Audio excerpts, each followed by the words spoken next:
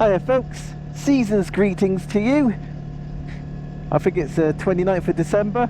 Can never be too sure in the time between Christmas and New Year exactly what date it is, unless you're working. If you are, my commiserations. And I have a little plan today. I don't know if I'll carry it out, but I actually want to take all three of my motorbikes out for a little spin today. So first bike out of the shed today is my Kawasaki Versys X300. Now, the last video I made on this bike was the getting to know you video. I took this bike out for its first kind of decent spin. And that is basically the last time I rode the bike. Yeah, the weather's been rubbish. I've had COVID. And yeah, just not had the opportunity to ride the bike. The last time I did ride it, I noticed a bit of a problem. The steering goes into a kind of a terminal wobble if you leave your hands off the handlebars. Let's go up there.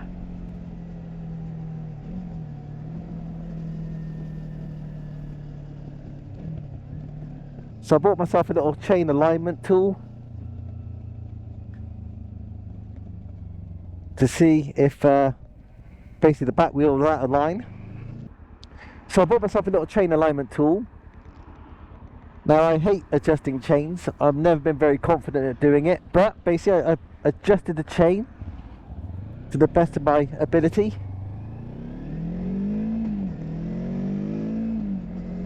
I felt that I maybe got the rear wheel alignment a little bit better than it was. Consensus is the chain alignment marks on the swing arm are not that accurate anyway. Anyway, yeah, so I adjusted the chain for the rear wheel and the result is this. Yeah, no difference.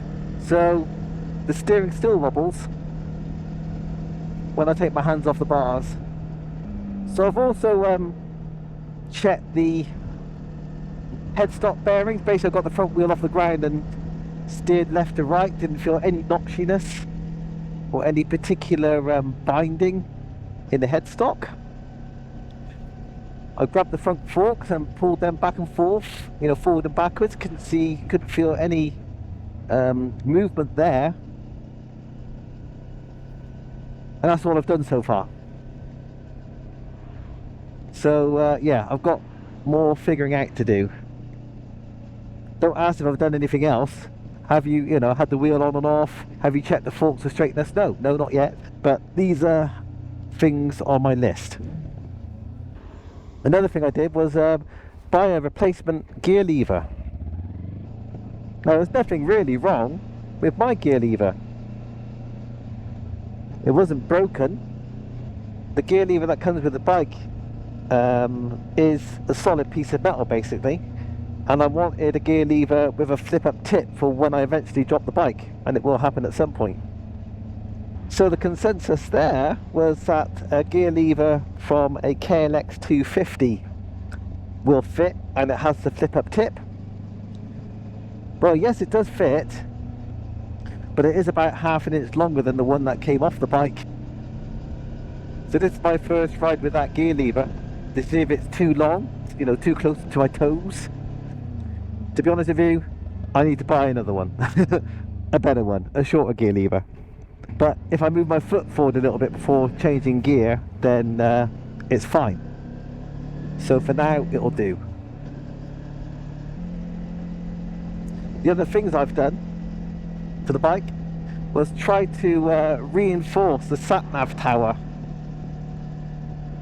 So I've kind of screwed in an extra kind of metal bar on the sat-nav tower to try and reinforce it, stop it wobbling around so much. Unfortunately, it's still wobbling around quite a lot. I don't think that's quite worked.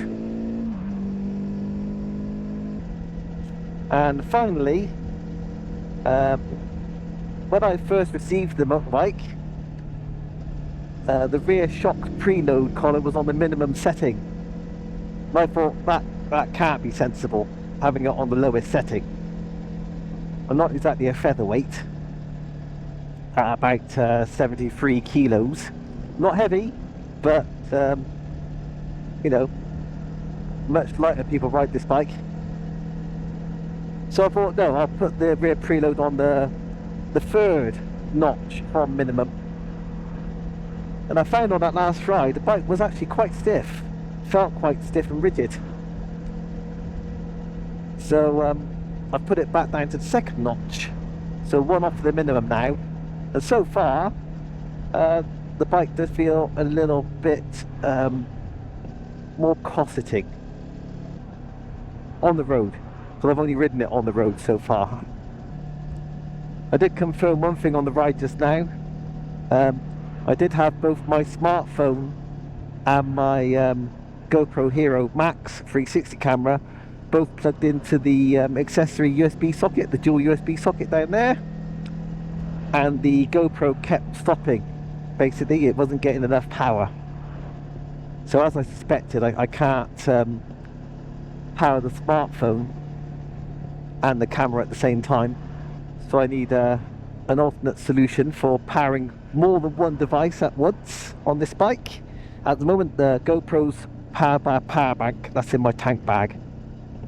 On my previous ride on this bike, I found that the mount for this flip-up screen was broken, and the screen could not resist the wind pressure, and it kind of flipped and flopped over.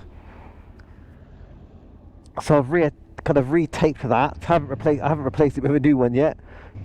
So yeah, I've taped them up with some self-amalgamating tape, but I've got to get a bit of speed up to see if the screen's actually in the right position. This might not be the right angle. Nice thing about this bike is I was expecting this to feel really slow when I got back on it today. And the performance actually is impressive. As long as you don't let the revs get too low. As soon as you pass about 4,000 RPM, you know, pretty much any gear, all's alright.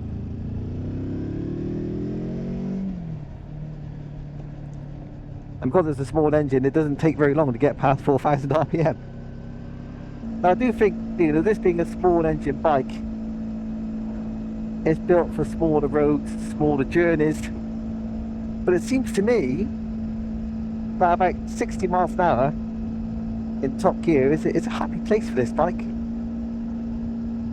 Feels very smooth, can't feel hardly any vibration at all, and as long as the road's not too lumpy and bumpy, suspension is working nicely. Yeah, the bike feels good at this speed. Yeah, I just put my hands on both the phone and the 360 camera, and they're not picking up any kind of secondary vibration either. Tell you a funny story about this bike. Well, actually, it's not really about this bike. It's about this bike's granddad. Back when I was in my early 20s, one bike that I wanted above most other bikes at the time, although my friends never understood it, was a Kawasaki GPX 250. So it looked a bit like, you know, the GPX 600 or the GPZ 600R of the day. And for whatever reason, I just loved the styling of the bike. I could see myself on one. I wanted to own one. Could never afford it. They're probably about £3,000 at the time. Now I think what probably would have happened, being a bit of a speed freak at the time, I would have bought one and I would have been massively disappointed with the engine. Yeah, I think it would have just felt bland to a 22-year-old me. Bland and flat, that engine. And then the GPX morphed into the ZZR 250. I remember seeing a couple of those. Funny enough, there was a couple of mates who used to go to a local bike meet back in Gloucester in the 90s. One guy had a red ZZR 250 and the other guy had a blue ZZR 250. And they looked great. They looked like quality bits of kit. And I wanted a ZZR 250 as well. Could never afford one. But now, 20 odd years later, I'm riding one of the successors of that engine architecture. So I kind of finally got my GPX 250, in a manner of speaking. I just love how light it is. I do believe this is actually lighter than my Honda Bros, which is a naked bike. that this is kind of basically a grown-up bike, can do all the things big bikes can do, but it weighs nothing. And the KTM Adventure 390, it's even lighter than this. And I did think about buying it, but at £2,000 more expensive than this bike, it was out of my league. Right, I think my GoPro's still recording, so here we are. A little Versys. I'm enjoying this bike. I mean, this is only my second decent ride on it, but definitely so far so good.